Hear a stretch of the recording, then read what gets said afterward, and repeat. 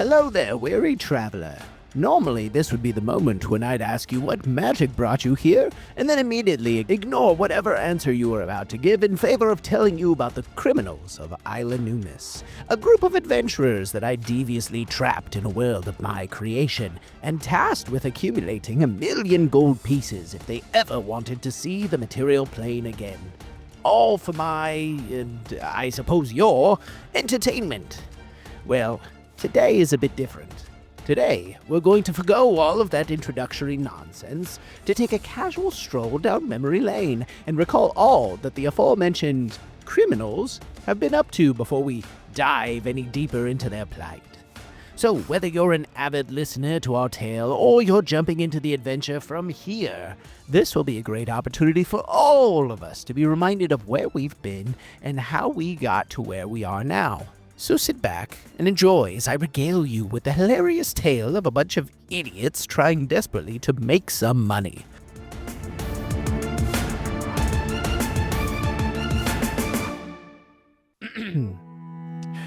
Our story started in a boat floating down the streams of the Underdark, back on the material plane. I, and the soon-to-be criminals, just broke free of a drow prison camp and managed to snag a ship that we were piloting through the blackened waters.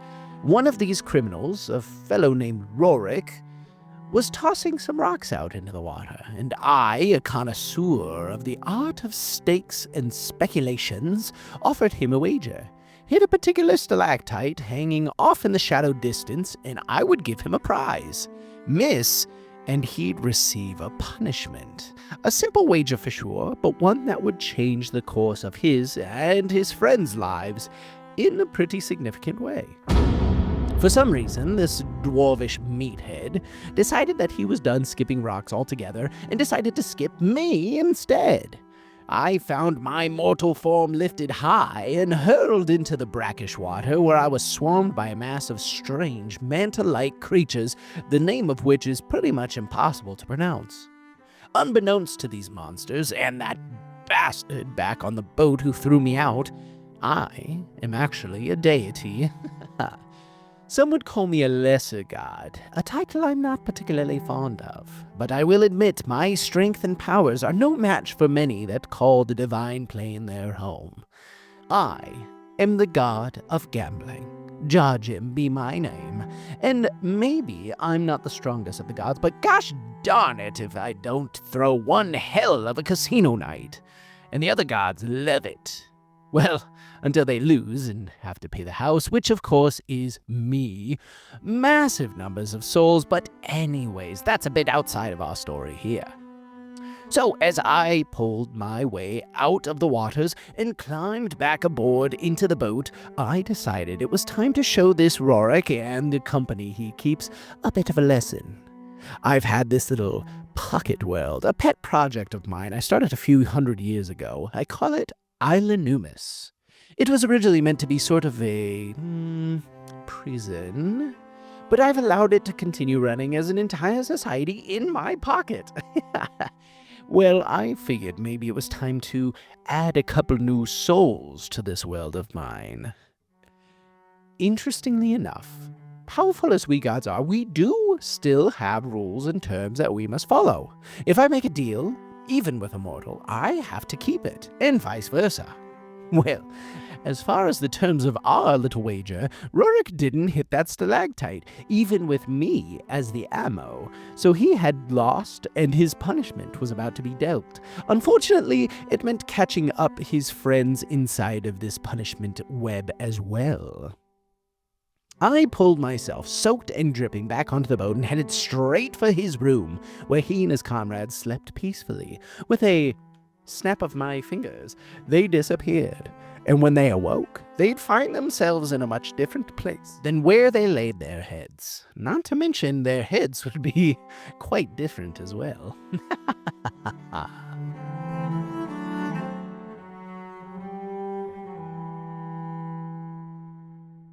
For a moment, you think you're in a dream, but you reach down to pinch yourself, and you're surprised by two things. Firstly, you're not in a dream. That surprises you, and again, you jump back to the confusion of where the heck am I and how did I get here? But you're also surprised when you look down and you realize that you are not in the same body that you were in before.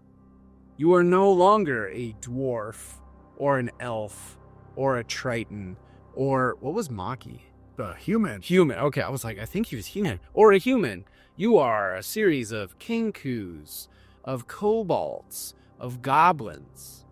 You look around, you see that you are also sitting next to other Kenkus and kobolds and goblins. Specifically 4 others, since, there's 5 of you. I mean, I'm not trying to, spoil that little bit there, but there's 5 of you total, and there's 5 of you sitting around this tree.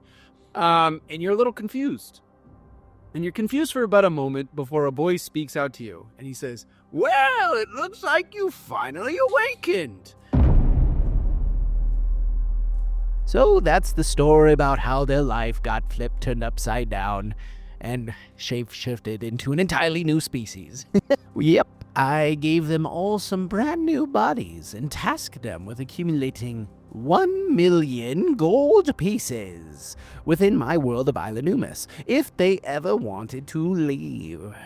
Needless to say, they weren't too happy about it, but a deal is a deal. Now, don't think I would throw them into this new world with a quest too great for themselves and then abandon them. Who do you think I am? The god of abandonment? Certainly not. I gave them an incredibly powerful magic item that would allow them to communicate with me. Also, I'm going to gift you guys with something. And as you sit there, a strange stone with sort of etched out lines in it floats down on a beam of light before you, lands in the soft dirt. He says, "This right there, this is a divine talkie-walkie, and it allows you to communicate with me once per day. I'm not always going to be, I'll be watching all the time, but I'm not going to talk to you and give you all the answers, of course. So, you can communicate with me, ask me a yes or no question once per day, and I will give you an honest yes or no answer, as best as I can. Now, if I don't know the answer, then I can only do so much. I will try to work with you as best as I can, and we'll figure it out. But, yeah. Anyways, there you go. Use it wisely, once per day." And they promptly ignored my help. Just out of curiosity, did anyone grab the talkie-walkie?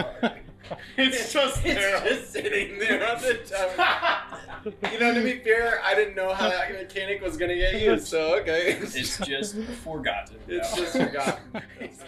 Don't worry, they came back for it later, I assure you. I figured I'd throw them another bone and let them pick an individual that they wanted from Isla Numus to be their guide through this new world and even help them achieve their goal. In return, that individual would have the option to join them when they leave, becoming another soul on the material plane. Well, wouldn't you know it, these dummies basically picked the first guy they ran into. You do in fact hear somebody shouting from a distance. Sauce! Get sauce here, the sauce company. Saucy. Let's get saucy. Someone shouting about their sauce. It's coming from inside the more worn down district. Maki, when he hears the word sauce, thinks of Oh, booze. yes. He's off and on the sauce. Yeah.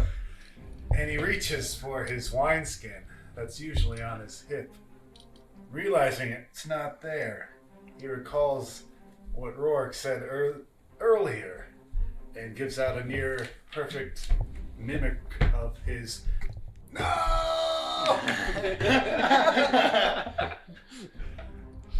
Uh-oh. He lost his axe, too. My sauce is gone. Oh, his sauce is gone. Sauce. Hey, he's got sauce. Come here, get your sauce here. You see a small little sort of sales, almost like a booth, I guess, probably more than anything. It's not like a full-on store. It's just kind of a side booth, right? I mean, it's a nice little, not like a straight up store, but maybe like a, like a concession stand. Oh, okay. So it's a nice little concession stand. Do you have any signage on this concession stand? Oh yeah, it's a little sauce company. Little Sauce Company. That's what you see on the sign. But it's sauce co. Oh, sorry, sauce. But, you know, dot. It's a mouthful. Exactly. You don't want too big a mouthful. No, it's true. Well, you do have the sauce. Letters cost I got money. the sauce. That's right. You gotta say where. Maki hurriedly gets in line behind the person in front of him. Yes, it's a fairly hulking bugbear. He's kind of dressed in fairly drab clothes. Looks like he's probably been working. You can smell a pretty intense sweat smell off of his body. Maybe a little bit of an old sweat smell. That's just the sauce. It might be. And he's regular. standing in front of you. You get up right behind him, and he kind of just looks behind him a little bit, and he grunts. And then he turns back, and he steps forward. Whoever was in front of him leaves, opening up his ability to buy some sauce. He says, "I'll take. What sauce you got today? Little sauce." Today's sauce is a nice mixture of the normal sauce that we always have and the sauce that we always have. Oh, I'll take 2 jars of little sauces. Today's sauce. 2 jars of today's little sauce coming right up. And he drops a couple of coins down in front of you, and you Thank you very much. hand him a couple jars of sauce, and he heads off on his way. And Maki steps up and says, "I'll take 2 jars of your sauce." Whoa! A little hostile there, buddy. I don't recognize you from around here. Oh, Yes. his name's Maki. Oh, okay. And you are? It's just the way the whole group of you just kind of like follows up behind. Rorick sticks his hand out to shake his hand. He goes, My name's Rorick Frostbeard. Frostbeard, you don't look That like name doesn't really work anymore now, does it? You see, I'm a dwarf. Oh boy. You don't look like a dwarf. Don't look too close. What's your name? and he sticks his hand, still waiting for the handshake. I'll reach out, and shake it. Okay, I'm Feather our hands McGregor. connect, you get static shock. Like No! not that. It's like static electricity. And Rorick pulls his hands away. He goes, What? Oh, sorry, sir. A little static electricity. Yeah. and he's like wiping the side of his pants. He's like, oh, sorry. So be it. Anyways, my friend, that's Maki. He can't really speak well. He's, One of me. yeah, exactly. How do you talk so well? Oh, I've been around a lot of people in my day. I've seen a lot of things. You're using the same voice consistently. Did one person just talk all the time around you? You could say that. He was my best friend. His name was McGriddle. I don't. That's amazing. I like McGriddle. Let's just call him McGriddle. And you're McGregor. No, McFest. McGregor. McGriddle and McGregor. That's the best of pals. That's the first Mick that came to the top of my mouth. So you're who this store is named after? Yes, and I mimic my best friend who I lost very tragically. To the sauce? You could say he got lost in the sauce. Oh, I know someone else like that, right, Maki? And I go to like pat Maki on the back, and another shock of static electricity comes out, and he pulls his hands back and goes, Sorry, Maki. Anyway, the name's Feather McGregor, but I go by Little Sauce. Oh, well, Maki likes the sauce too, and he wants... How many, Maki? 2 sauce. He wants 2 sauce. Alright. You got a coin? No, we're strapped. Maki reaches around his person. I was filthy rich, but a god took all my money. A god Yeah, took all your money. correct, yeah. A gambling god, would you believe that? I did not lose it on the slots. Wait a minute. A gambling god. Yeah, I'm intrigued. Continue. that was the end of it, actually. The gambling god took all our money. This seems really unlikely. I don't know. Well, I mean, I can't give you any of my little sauce if you What don't about have free coin. samples? I do give out free Oh, samples. yeah, okay, there you go.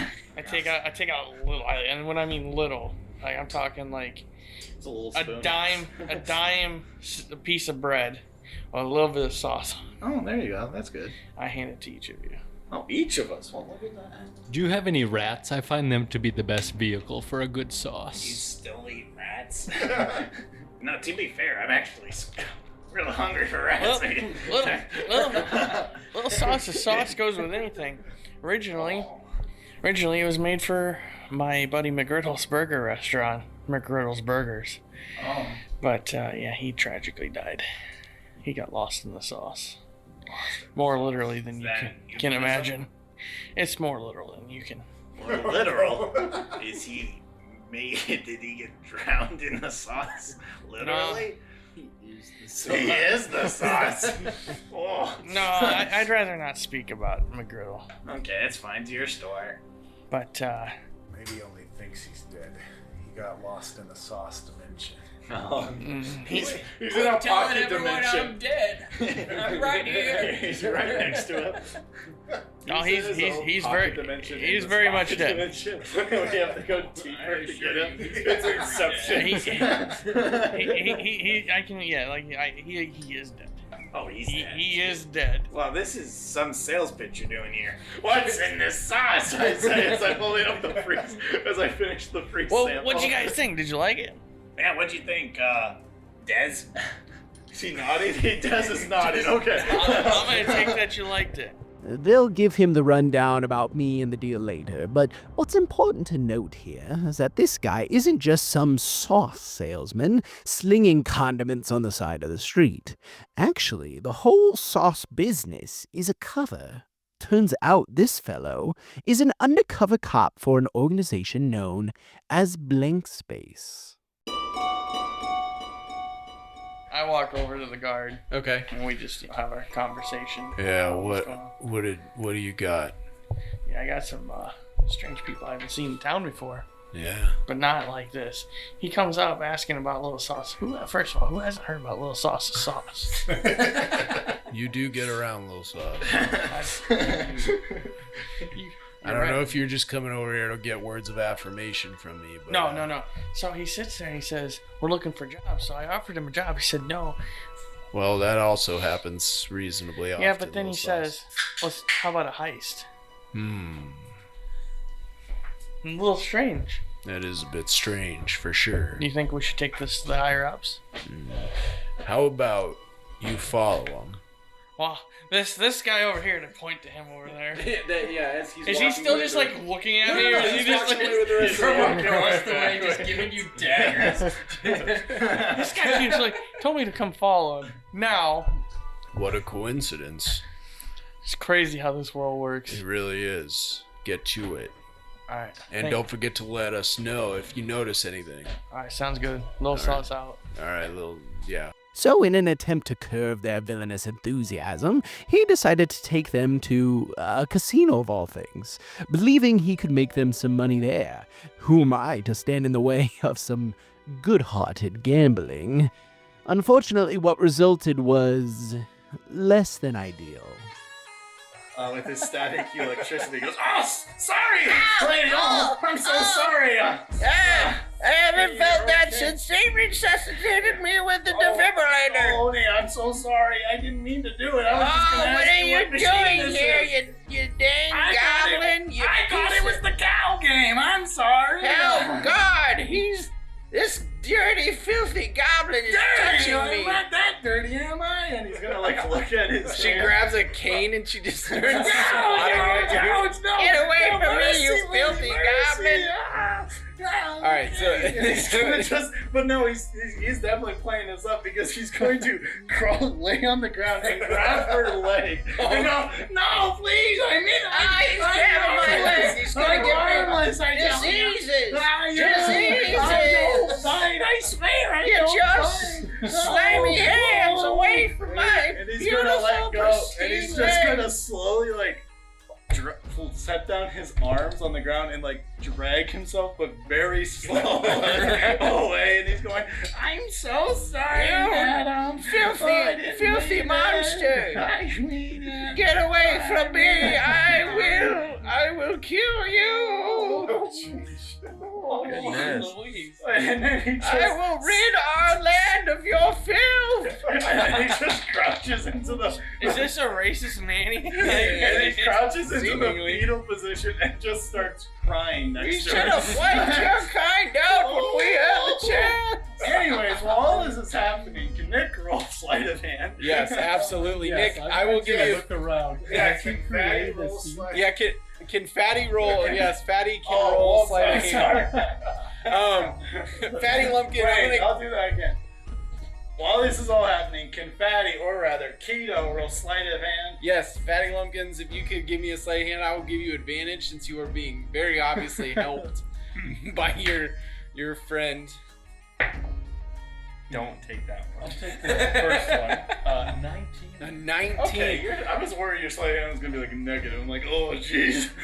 I was like, I figured the fighter would have decent dexterity.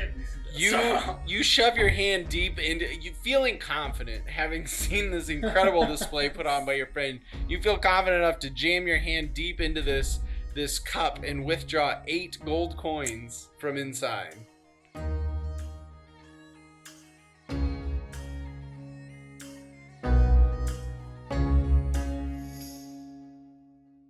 Even amidst that insanity, they did manage to walk away with a decent amount of cash to kickstart their future endeavors. Oh, speaking of which, shortly thereafter, they got approached by a local lowlife who offered them a job. As you guys walk out, you see the bugbear kind of flip a coin to the bartender chick, and he comes walking up behind you guys, and he says, "Hey, you guys are pretty funny back there in the bar. I was just kind of overhearing some of your talking. I overheard something about you needing some work. I might have something for you if you're interested. If not, no big deal." Well, I'm not really sure, guys. I got my sauce business. I'm just trying to help you guys out. Hey, you said you would help us out. Let's hear what he's got to offer here. It could be the job of a lifetime. Oh, it is, or at least the It's start. probably not. I offered you guys the job of a lifetime making sauce. We don't got years, we got months. I want my old body back. Anyway, sir, what is it? You what? well, Wait, hold that thought, okay? You shut up over there. I'm just sitting there like, these guys are nuts. Like, I just want to help them make some money, and I'm kind of just with them to keep an eye on them at this point, see what's going on. But Because they're clearly nuts. It just keeps getting weirder and weirder. I don't know what's going on. that's true. That's true. They call me the Slicer. yeah, it's not my real name, but that's what I'm gonna leave you with. Anyways, I run with a pretty tight-knit group here in the city. Would I know what his name is? Would I know this guy? Just from around Roll a history check. So I want to be like, dude, I know your name. Your name's like Brad or something. 16 plus 3, 19. Okay, yeah. What's his name? It's not that you know his name, but you recognize the name, the Slicer. Reputation. He's a somewhat low-tier criminal here in the city, who is known for kind of just general thuggery, larceny, extortion, and a little bit of theft. Slicing? Slicing ham. Slicing is in like He's a ham slicer. violence, yeah, Well, violent. yeah, a little violent. Like just violently slices How ham. much- Well, when you're extorting people for things, So he's an extortionist. yes, He says that. Did You- you say that? Do you say, Slicer, the extortionist? you have literally his seen. real title. You have literally seen wanted posters for him that said theft, larceny, extortion, and violence. How much? I'd just be like, I think Mr. Slicer. I think we're good. Like, these guys are gonna work in the sauce. No. Let's hear this, Mr. Slicer out. These guys are going to work in my sauce shop, sir. I've already claimed these employees. Like, I understand that, I know the unemployment rate isn't very high here. Most people have jobs, but I got these ones in the back. These are covered. I don't know. I feel like slicing ham is far superior to the sauce business. So let's hear him out. Well, Ham is all year round. not It is all year round. Yeah. I mean, I like ham like the next guy. I don't really know what that has to do with anything. So you but I don't do. slice ham? Not exactly. Look, like I said, I'm part of a little bit of let's say a secret organization. And we all kind of work with each other to, for our own profit. And I got a bit of a job, but here's the thing. I kind of got to know that you guys are, cool. I got to know that you guys can run with the big dogs like me. You came to us. Yeah. I feel like you got the makings in you. I need to see it to believe it. Yeah. See, here's the thing. It's actually something I need you to help me out with tonight. Later this evening, if you'd be able to. Yeah. So there's a pretty nearby alleyway that I need you guys to meet me in. About 6:30 p.m. It's gonna start just getting dark a little bit, but not too much just yet. That comes later when we get everything all ready. But I'm gonna need you guys there to help me get the prep work done, essentially. What's the job? Well, essentially, I'm gonna be meeting some guys in there. They're gonna do a little bit of a trade-off with me for something that I've got that they want. But if we can do a little something, make some things happen, we'd be able to walk out of there with all the valuables.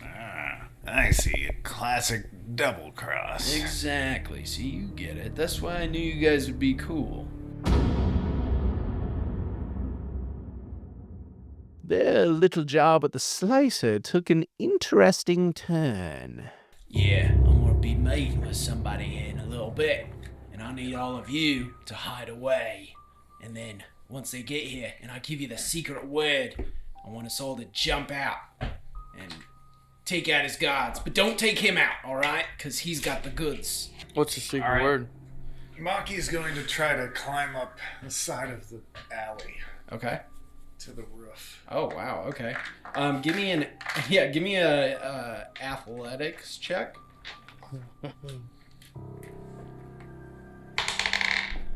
Oof.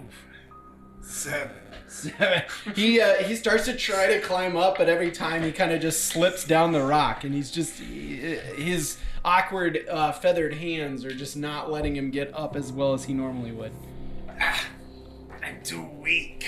Down these noodle arms and this bird body. The Slicer watches this and just kind of shakes his head, and he says, "Well, you were doing all right in the shadows. I don't know where you were trying to go, but Feather, as for your question, my phrase, it's a secret phrase, and when you hear it, I need you all to jump out and attack the guards, alright? So I need you all listening for when I tell you what this secret phrase is, alright? Are you all listening?" Des nods. Does not, okay, good. He Making looks around. Very intense eye contact. Oh, good. Because he's gonna love this. Alright, the secret phrase. He leans in, he starts to whisper to each of you. The secret phrase is, well, that's quite a load you've got there. A carriage, very ornate, very classy looking, pulls up to the alleyway. A man and 3 bodyguards, all like burly dudes dressed in all black. They've got like dusters on, and they all wear like these kind of fedora-esque hats. They all step out of this horse-drawn carriage. And the very wealthy looking, well-dressed, has like a fur coat that comes off of his back. He's got a nice cape, purple cape that's coming off of that. He's dressed in a few different nicely metal chains of some kinds. Like there's maybe one that's gold, maybe a couple that are silver, etc. He comes walking over. You can see on his hands as he moves forward, he kind of twiddles his fingers, and he's got rings on his various fingers, all of which really suggest wealth. One thing that's key that you notice about him is some of these items that I've described feature horse insignias on them. Whether it be a horse head or sort of just like the silhouette of a horse head, or some variation of that, or a full horse like little symbol on him. Whatever the case, this dude definitely seems into horses. Oh, horse guy. He's a horse guy. It's scary. He approaches, and the Slicer says, "Lord Pendleton, I assume." Yes, Viscount Cornelius Montague Pendleton Fitzgerald at your service. Now, do you have the semen? The Slicer. I knew it. The Slicer reaches into his cloak and withdraws a cylinder. Does he hear snickering all across this alleyway? Like you guys It's got a My Little Pony figurine in the box. Oh no! Cut! Alright, for that, I'm gonna need to see some charisma saving throws to keep yourselves from chuckling when you hear the word semen. This isn't right. It better be nice, right? 17. Nice. 9. 12. Wow. Is that an echo? There you go. There are a couple of very soft snickers, and Slicer ever so slightly looks back with a little bit of a glare, but Lord Pendleton seems not to notice. Just saying, you gotta warn. He's very focused. You gotta warn people. He's very focused on You're this. doing a semen transaction. That's on his own. It was kind of a giveaway. That is true. He looks intently at this cylinder, and he says, there it is. Oh, that's gonna be the stuff, isn't it? The stuff that'll move my horse stud farm. That was the word? Yeah, this will take my stud farm to the next level. And this is as promised. It's gonna take some time, obviously, for me to see the results, so I wanna make sure I'm paying for what I asked for. And Slicer replies, yeah, it's the stuff. You can trust me. After all, you know I'm somebody that'll get you what you want. And he says, okay, well, just know that if you double-cross me and this isn't the stuff that I was looking for, I will send my men. And he motions to his big burly bodyguards, who of course all do the very classic pop all their knuckles. How many bodyguards are there? There are 3. They will find you. And they will get back my money. And they will get back my time in your... Well, you understand. And the Slicer just kind of nods, and he says, yeah, I understand. Now let's see your end of the bargain. And sure enough, Lord Pendleton looks over to one of his bodyguards, who hands him a large leather suitcase, which he holds out towards the Slicer. He opens it up, showing a large bag of jingling gold pieces. He says, yeah, of course I brought this stuff. You know I'm good for it. This means nothing to me compared to that vial of semen. And the Slicer says, peeks inside, sees the gold, says, well, looks like we got a deal well made.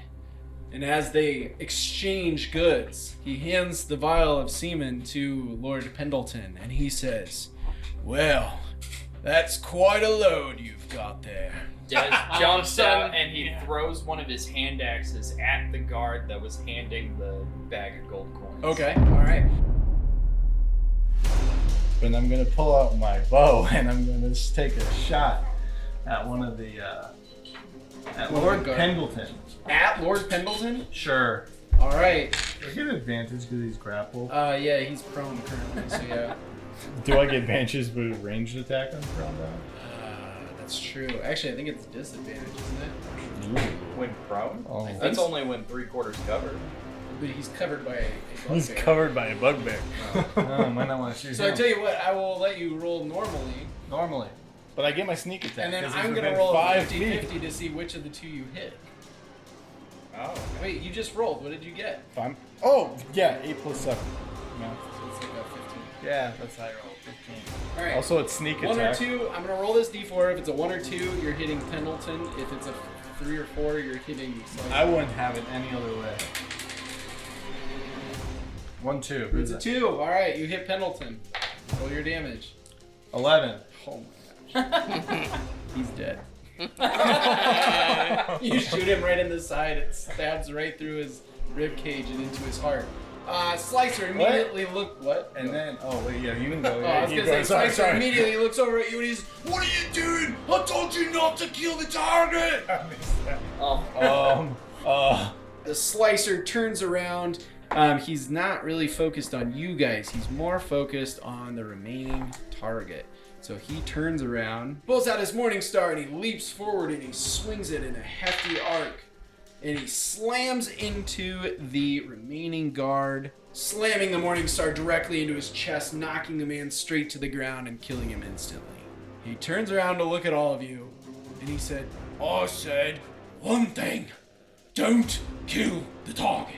Now we got a dead lord on our hands. This is going way over our heads. Do you realize how powerful this man is? He is one of the... When he says an exact number, you know it's a bad thing. He's one of 6. What? we kill the Slicer. Say the Slicer killed the Lord, and we bring the Slicer's corpse in any like CCTV video footage proof with us. And the semen. We're keeping that.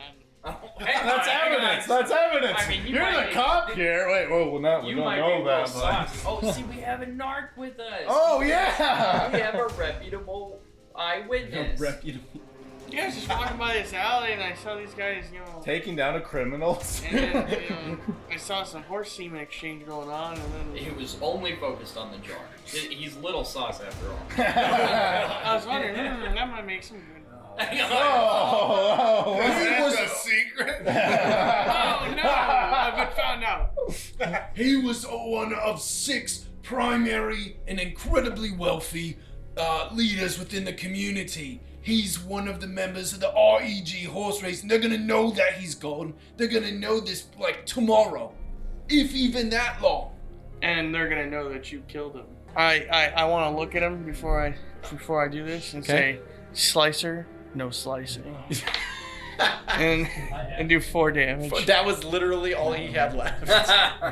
As this fireball slams in. I say fireball, sorry, firebolt, because fireball is a whole other thing. This firebolt slams into his chest. You watch as the ice that you had previously put onto his body from your ice blast or whatever, ice bolt, melt away. But it turns into a horrific situation of red melting from his face, like the guy from Indiana Jones when he opens the Ark of the Covenant. There we go. Or the other dude that drinks from the goblet. Either one. His face just basically is melting, and he falls forward. His body's still aflame. Now you have 2 smoldering dead carcasses within this alleyway.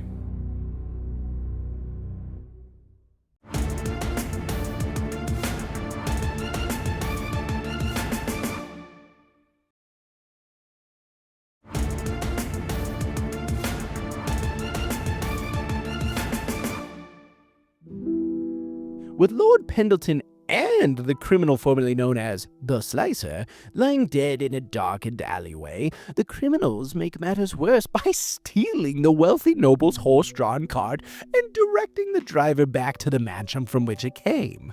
Crimes of assault and murder, unable to satiate their egregious greed, they decide to steal whatever they could carry and what wasn't nailed down at the mansion, in their various arms and wings, and loading them back onto the carriage and taking their ill-gotten goods back to Little Sauce's house in Mediumville District. Never fear, good listeners, they'll sort of get their comeuppance later on. Waking up the next morning, the group discovers an interesting new opportunity to procure some added funds and equipment in the form of an annual event held in the local area. The Minotaur races.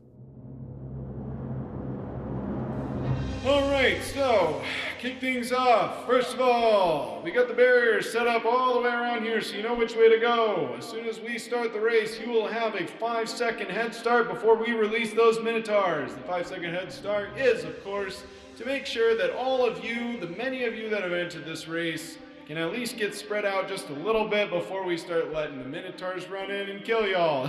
I'm just kidding, or I don't know, it happens. I digress. There are barriers that'll help lead you down the path. When you get to the end, that's when you'll get scored. If you by any means or any way pass over the barriers, under the barriers, or through the barriers, you will be disqualified from the race. But please do so if it means saving your life. We do not like collecting and picking up the bodies afterwards, so the fewer there are, the better. Of course, there are no weapons in this race, so please do not bring them out. If we, our referees who are scattered throughout the event, catch you with weapons, you will be disqualified and removed, and usually forcefully. There will be no flying. I don't care if you do it naturally because of your species or if it's through magic. There will be no flying. If we catch you flying, you will be disqualified and removed from the race. Question. Oh, Can we're we- shouting this out. Yeah, can we- Shout it out. Can we fly? No, Kenkus cannot fly. There's everybody in the audience just turns and gives you like this angry look, and he's like, "It's fine, folks. There's one every year." In addition to flying, there will be no teleportation magic or any other kind of transportation-related conjuration magic or otherwise. That includes flying, as I just said. Yeah. How many times are you gonna say it? He really doesn't want people to fly. There's one every year. There's one every year. Participants must follow the predetermined route. If you leave the route or course, you will be disqualified. The barriers are there to establish that. No climbing on the buildings, no using the rooftops. That's leaving the course. You will be disqualified. Participants, you are allowed to fight with each other, but we appreciate you not killing each other. People die in this race because of the Minotaurs. They should not be dying because of the other participants. We appreciate you leaving other people alone for the most part, but we also understand that harassing and otherwise causing others to fail is kind of part of the whole race. Kind of funny. And it's funny, yes, exactly. Thank you. See, this guy, there's one of these every year, and I appreciate them. Don't appreciate that guy. Yeah, don't kill or lethally maim anybody. That kind of jumps back to no weapons, but I know some of you, and you see the three like super muscular ones, and they're like, yeah. He's like, yeah, I know, you don't need weapons to be a weapon. Just please keep it at a minimum. Anyways, you've agreed by participating to the dangers and possible death that can occur during this race. We don't do waivers. By stepping into this course, that is basically the waiver. The guards literally won't care if you die during this event inside the course. So I mean, unless you were killed, you know, you get it. I've already explained all this. Anyways, let's get this going. And he turns, and there's like a big lever. Before he goes, I'm gonna go in front of the doors. I'm gonna start just toss down my 2 flasks of oil. Okay, all right. Yeah. I'm just gonna stand there. Okay. And watch him wait for the lever. All right. And I'm gonna pull out my tinder box. Oh, snap. This is some Baldur's Gate strategy right here. All right, sounds good. So he reaches down, he grabs this lever on the rooftop, and he says, and we begin the race in 3, 2, 1, run! Dangerous as the race was, our intrepid criminals, albeit through some questionable methods at the very end, managed to take all 3 of the top spots, winning them some nice gear and gold to boot. After the race, Sauce went and spoke to the chief of Blank Space to inform him he was quitting the force. My goodness, how sad. He wanted to dedicate his life to helping his new friends achieve their seemingly impossible goal.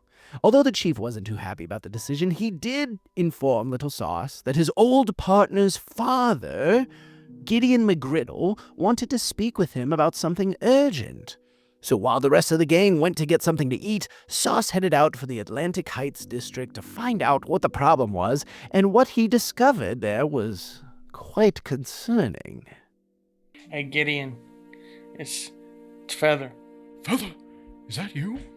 And sure enough, the man turns around. He's got very like kind of crazy white hair. Looks like I said, either Doc Brown or like Rick from Rick and Morty. You know, he's got kind of this crazy hair. He's got big old goggles on, and a magnifying glass that kind of comes off of. It's got like an arm that attaches to the goggles and kind of comes down in front. So when he turns to you, you see this big giant eye reflected in the goggle, and he goes, "Feather, it's been so long.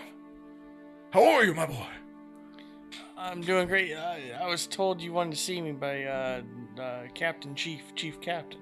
Yes, of course. I was just talking to him the other day. Oh, sorry, it's a bit of a mess in here. And he kind of just starts to move around. He's kind of like picking things up and moving things around to kind of like tidy up a little bit. Oh, yes, it's just been, it's been a heck of a time, you know, trying to keep things clean and just so much work to do. I said, how have you been? I've been well. Things are definitely changing. Oh, how so? It's a lot to explain. How have you been? Oh, well, I've It's been busy. It's been busy for sure. I've had a very special project I've been working on. And I think I've found some success. But I may need a little bit of guidance from somebody with some police background. That's why I wanted to get a hold of you. What do you got? And he kind of pauses for a moment, and he turns around. And he says, please take a seat. And he points towards a bench that's just sitting kind of in the back of the room. All right, I'll go sit down. And he takes a seat as well, and he says, Out of curiosity, would you say, and maybe this is a bit of how would you say this? Intellectual question, maybe metaphorical, whatnot. Is a man attached to the crimes of his creation? It's a little bit above my head.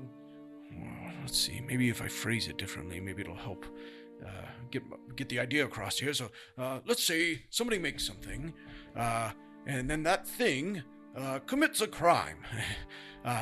Does that make the one who created it responsible for the crime? Not necessarily. Not if you didn't intend to create a crime. Well, just tell me what's going on. Well, it's a bit complicated. Like I said, I've been working on a particularly special project. Made something good, I think, and well, maybe it had a little bit diverse results I wasn't expecting. Maybe it's gotten a little bit out of control. I'm not sure exactly if I need to go to somebody to get help, or maybe just tell me what's going on. I gotta be somewhere in an hour. Well, look, if I'm sorry. I've got something really important going on. I just get to it so I can help you. Well, I've always.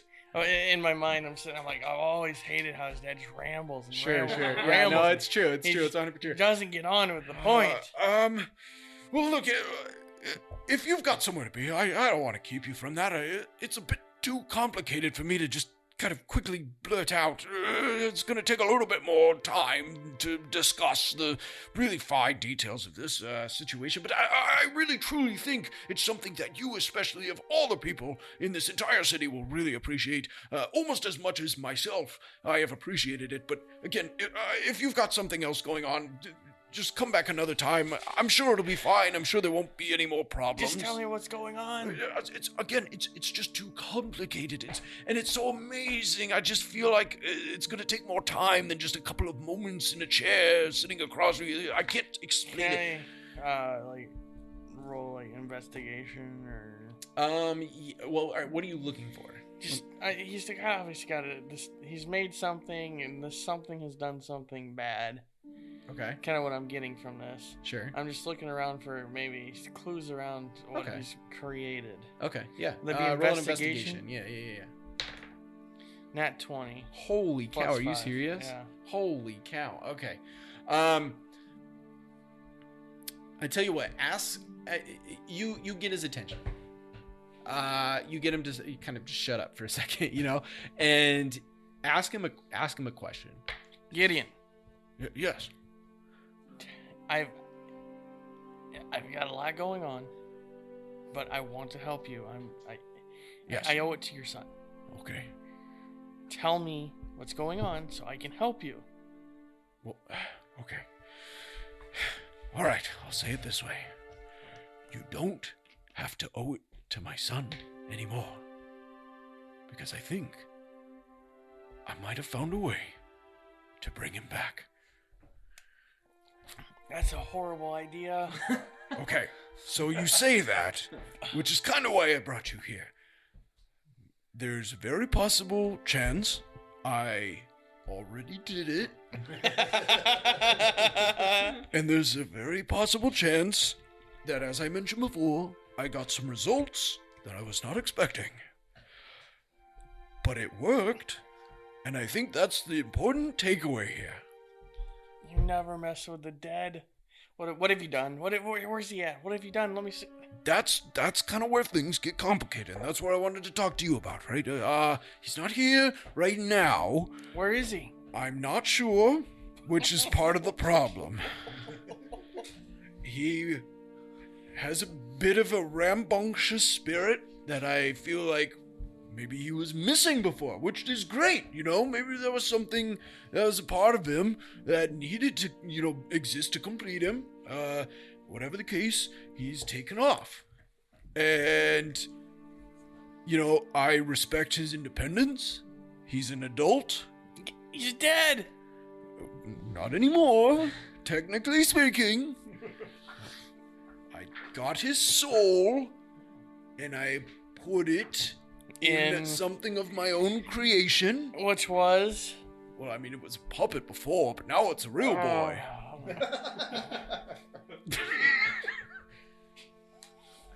But not the creepy puppets you used to play with, or what you give us to play with. Creepy? They're you creepy. Thought they were creepy? Yes, they scared me. That's why you screamed every time I woke you up holding one over your head when you stayed the night with McGregor. When you guys had your sleepovers.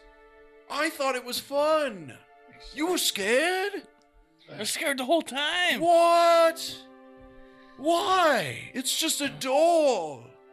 It's wood. It moves only when I move. Well, it's anatomically. To be fair, the new doll, the McGregor doll, moves without. Its anatomy is very, very detailed. I'll take that as a compliment. What?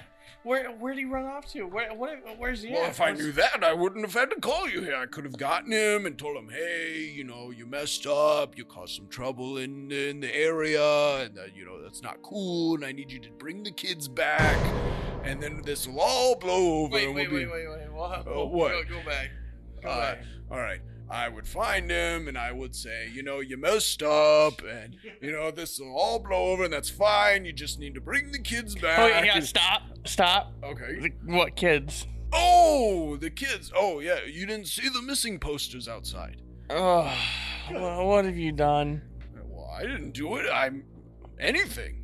I made a boy out of wood and brought him to life with my son's soul. You definitely get the idea that this guy has lost some of his marbles. And he does definitely own marbles. I should have definitely been checking in on you more often.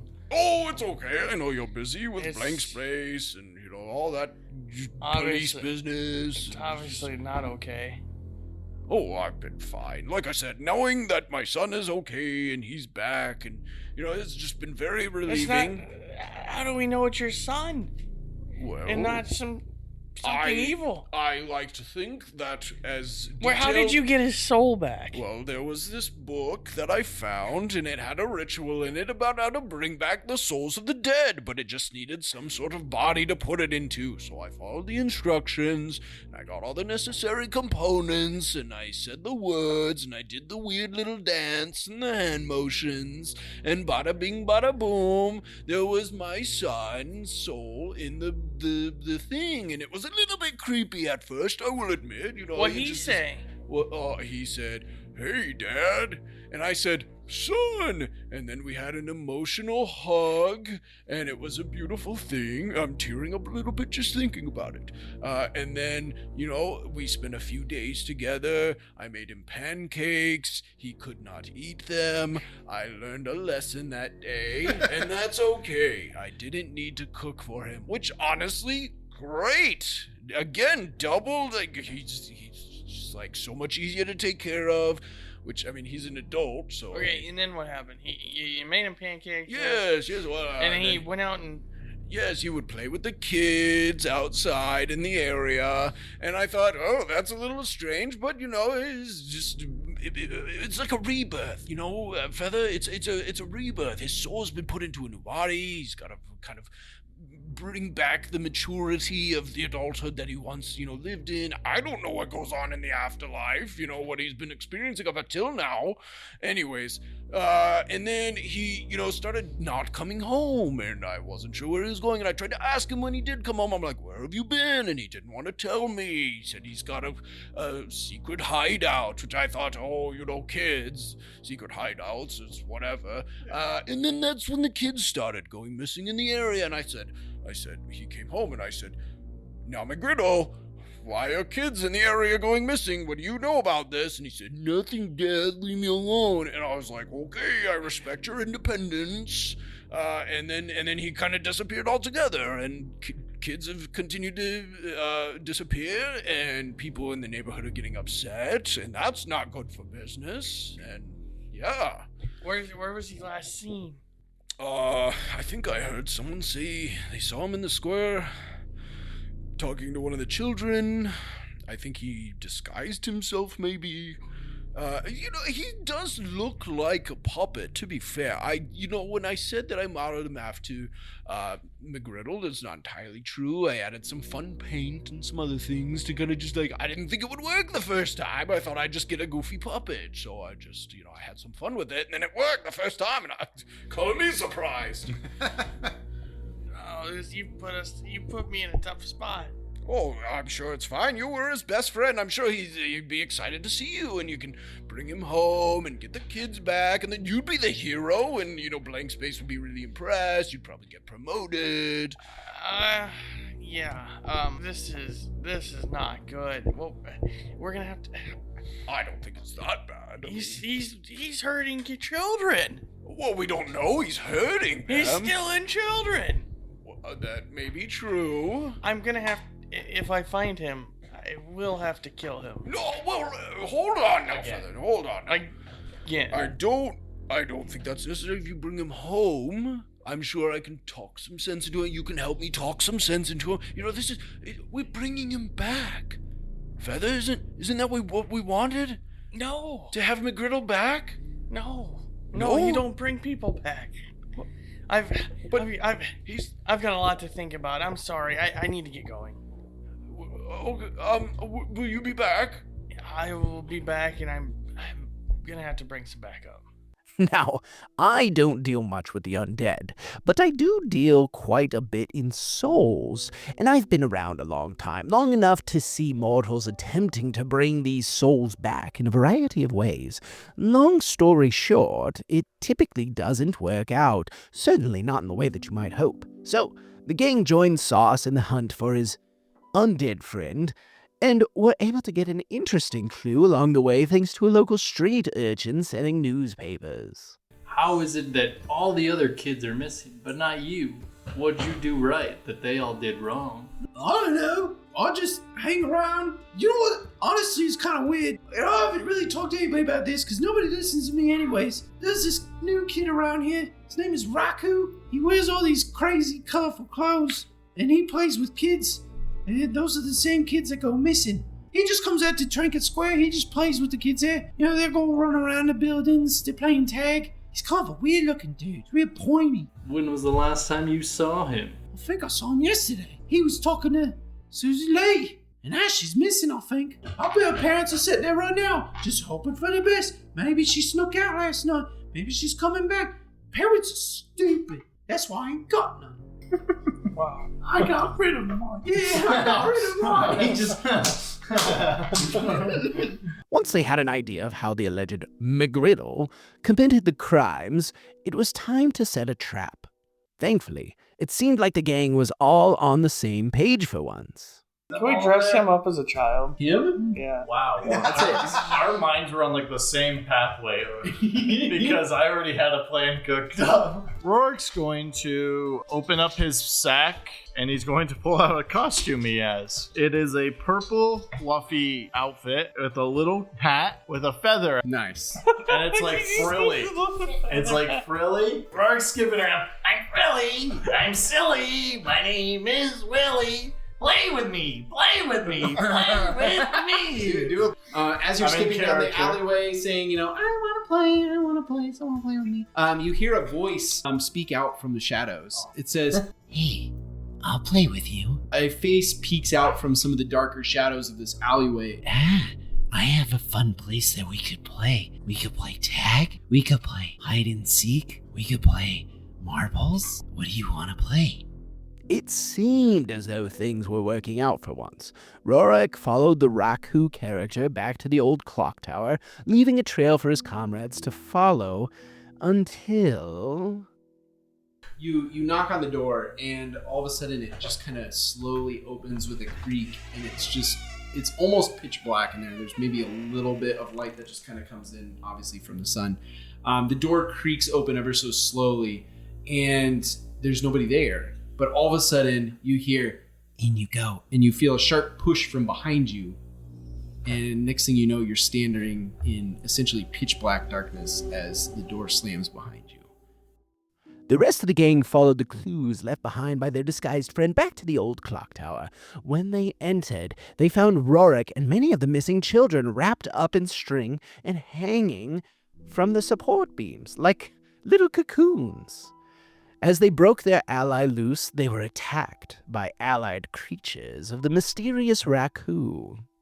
Just as you do, you hear something kind of out of the corner of your ear, and you turn to see just these little dolls. They just seem really just generic. They just have like regular, a little bit bigger than Barbie size. They're more like fully built. It's not like this tiny little pencil whatever creature. It's just like a small puppet. I'm thinking kind of marionette.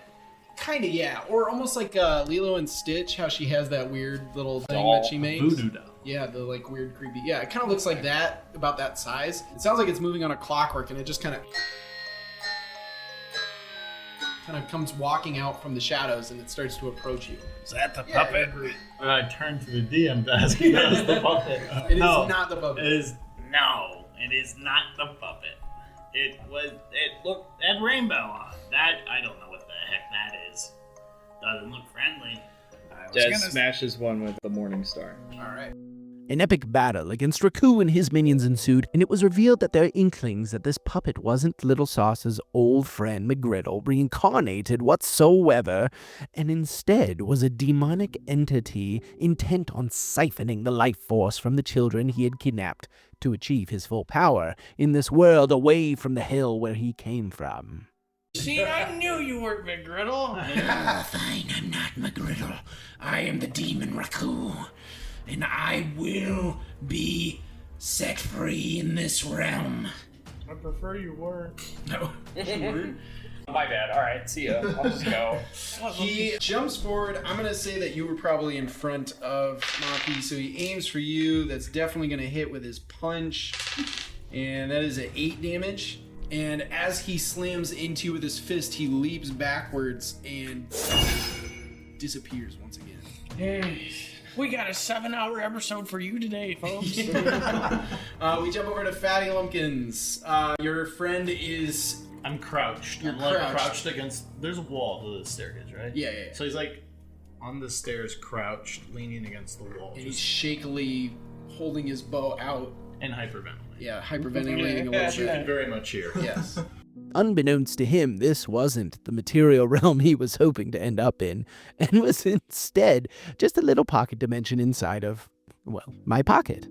It was a close battle, and took every ounce of power and teamwork they could muster to overcome the demon Raku. But by the end, a lifeless puppet was all that remained.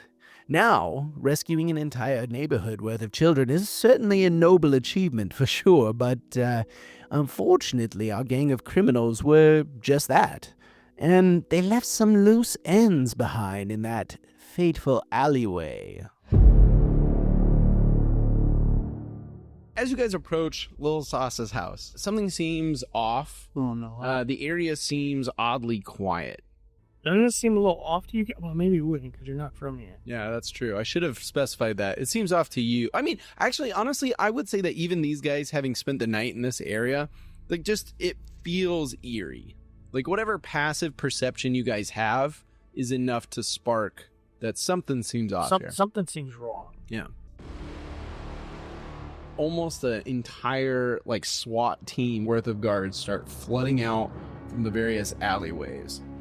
And one of them rushes over and grabs Feather McGregor and starts to push you down onto the ground. Hey, whoa! I got rights.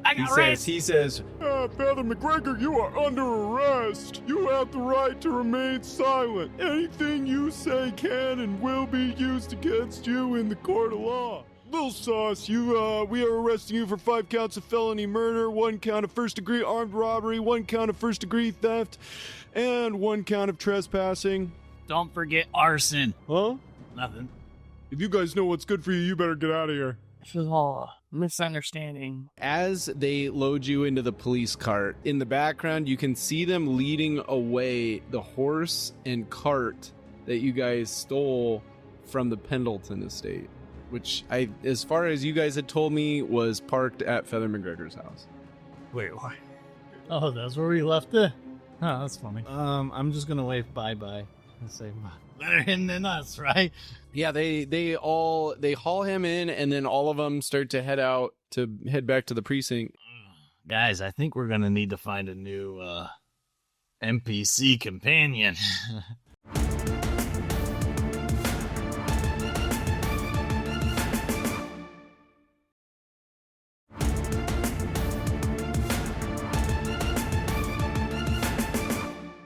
Luckily for the rest of the gang, only Sauce had charges placed against him, but being the nice bunch of murderers and thieves that they are, they chose not to let their friend rot in jail for the rest of his life, and instead forged some fake lawyer licenses and took it upon themselves to represent him in the court of law. Even I popped in to give my 2 cents on how he could save himself. All right, what do they got you for, McGregor? 5 counts of murder. That's it. This case is going to be the easiest case yet in my career. And if we happen to make complete fools of ourselves, your bail's only 500 gold pieces. Oh, that's it? Just to clarify, but bail doesn't mean you're just like scot-free. No, that's 100% what it doesn't mean. Yeah, I was gonna say, because you when you said that there, you had me worried. That's like, your bail's only $500. We'll get you out of here, no big deal. And I'm like, wait, hold on. Hey, you guys got the rock on you? Here it is, right in my pocket. All right, so I shake it. Hello, Feather McGregor. Are you about to ask me if banks in this world are insured? No. What's the best defense to use that will get me out of this? Usually I say deny, deny, deny. But you know what will get me out of this. All right. Here's the best defense. When all else fails, plead the 28th. Doing the crime is easy enough.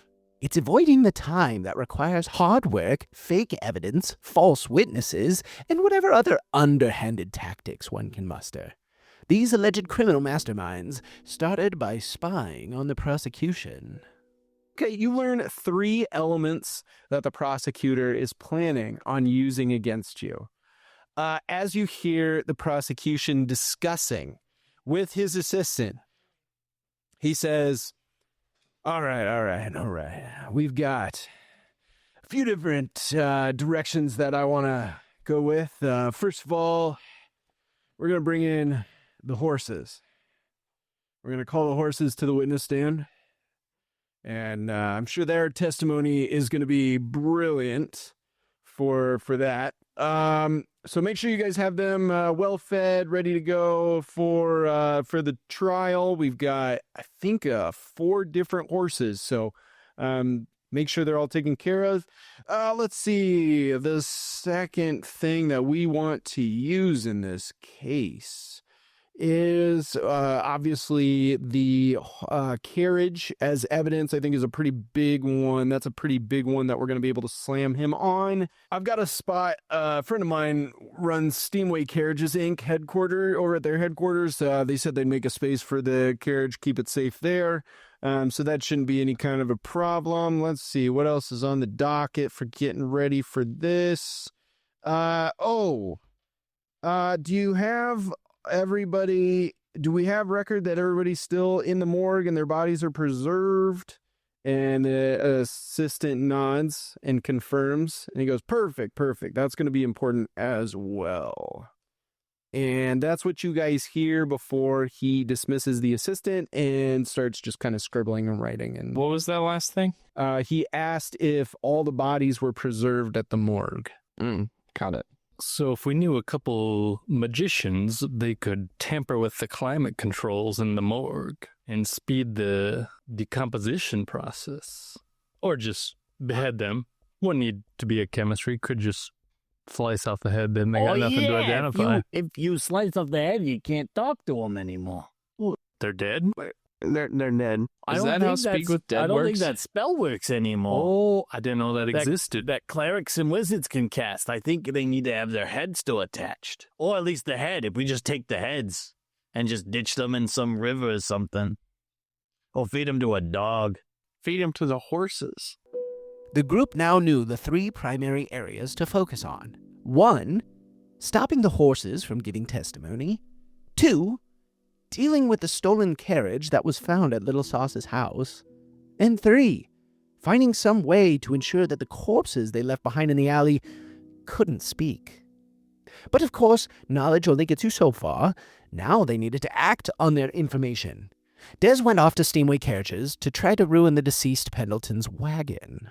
I'm going to walk up to the door to the kind of nicer office area, and I would like to step in and act like I'm waiting for help, and then I'm going to reach into my bag of tricks, and I'm going to roll one of the fluffy balls out of the bag of tricks into the middle of the office, discreetly. Okay. What are you rolling it? It's a black bear. Holy. All right, you roll this bag in, and then all of a sudden you just hear as heavy footsteps start to fall and make their way throughout. And you hear someone shout, "Excuse me, is somebody here?" And then, "Oh, up here! Oh, dear!" And you hear a door slam.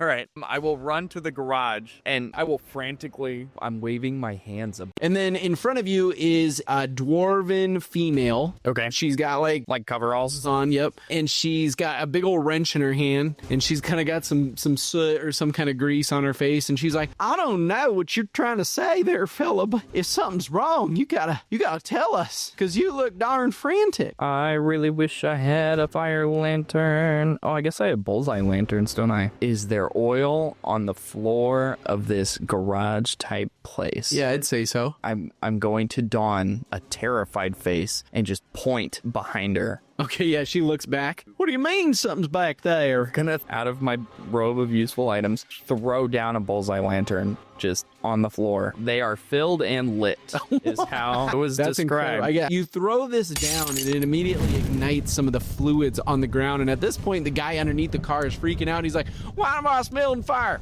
Why am I smelling fire? I smell fire. What's going on out there?" Meanwhile, Maki, Keto, and Little Sauce went to the morgue to see what they could do about the bodies. As we are the lawyers going to see the witnesses, them being the dead corpses. At least step 1, sneak into the hospital. Or just go into the hospital. Step 2, light the room on fire. Find some hospital uniforms. Ah, scrubs. Yeah, we could be janitors, yeah. Step 3, wait for the morgue people to go to lunch. Question mark. Do they eat? Question mark. Step 4, profit. No, we sneak in there, unseen like, and take care of the bodies. Yeah, I don't see any reason to overcomplicate this. Just wait for our opening and then take it. And if there's no opening, at this point, make what do we it. got to lose? Let's just go. All right, so yeah, you go into the hospital. There's like a front desk reception area. Thanks to a little magical knowledge from Maki, they knew just how to ensure the bodies couldn't talk. Let's cut the heads off and throw them in the furnace, or the whole body. Just make them disappear. I do know that it is a bit of a process to burn the body. Like, it's not like you just throw it in, you're like, boom, it's gone. Like, it has to burn for a while, and then also the fact of like getting it. I mean, it's a whole body you got to drag over there. All right, let's cut the jaws off. Let's say there's 5 bodies on this half, 5 bodies on the other half. Oh, just take every jaw. Just take every jaw from the entire. It can't be that hard. You just We'll do 3 at a time. We all know who we're Okay, looking so you're for. just okay. So you each run to a body. Do just an attack roll. 23. 23. Holy crap. How much damage does it take to cut a head off? It's just the jaw. You guys keep saying Yeah, cut the head off. okay, that's If what you I'm say saying. cut the head off and I you mean leave jaw. the heads here, I'm going to have heads show up to the quarter. We have gone through this 100 times. I know. If the mouth is not I know. destroyed. That's not what I mean. You know what I meant. Okay. I would get a big kick out of that. Like, just like- They just bring the head. the lawyer comes in. He's like, I just want to apologize for their appearance, but it is necessary for this trial. Plops her head down. And Rorick, my old friend, went off to the Pendleton stables to find a way to keep the horses from being able to give their testimony. All things considered, the gang had a pretty good plan in place when they arrived at the trial of Little Sauce. Although, the prosecution still had some tricks up their sleeve as well.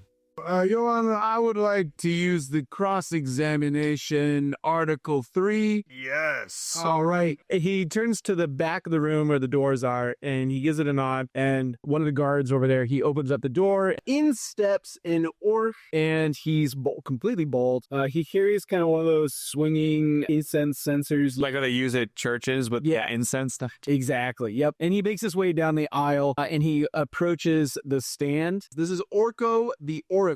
He serves at the Temple of Light, and he is occasionally called in for court trials when necessary. Sir Orko, yes. Please, prosecution, please at least explain what Mr. Orko here is here for. Yes, Orko, if you would be so kind as to cast a zone of truth over the witness stand here. Now, Sauce, on the other hand, had a very interesting defense to this.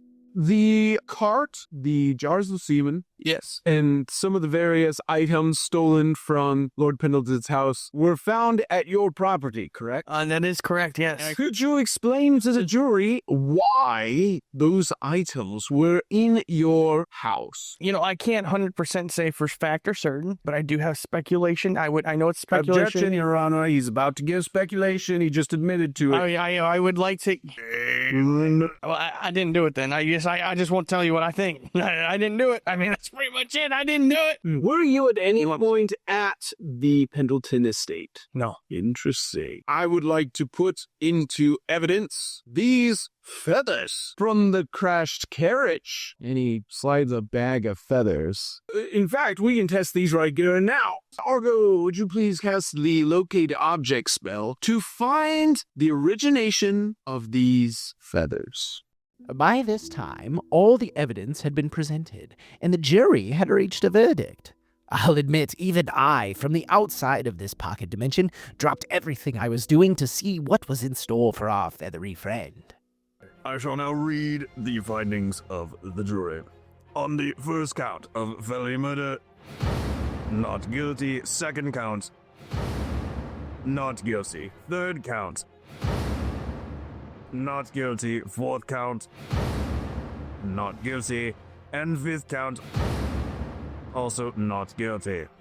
On the first count of first-degree armed robbery, not guilty. On the first count of first-degree theft, guilty. What? And on the hand on his shoulder. And on the count of trespassing, you have been found guilty. Yeah, that's fair. No. Now, sir, while you have not been found guilty of any of the felony murders, obviously capital punishment is out of the question. Sorry, bro. You see the judge wipe a tear from his eye. You very bailiff also looks really bummed out. So, however, you must still be sentenced for first-degree theft and trespassing. So for the first-degree trespassing, there's a sentence of 3 days community service. And for first count, first-degree theft of horse semen, which, need I not remind you, takes high praise in this community. That is 7 years in the county jail. 7 years in the state jail. No. Well. So 3 days community service in 7 years. Oh. Man, I can't believe he got community service. Oof, 7 years. That was going to put a significant stint in the gang's goal of 1 million gold, and their guide to this world wasn't really transferable. I was chuckling to myself, thinking about how they may have just received the final nail in their coffin when Sauce did something that surprised even me. Well, have I got a surprise for you? What is the surprise?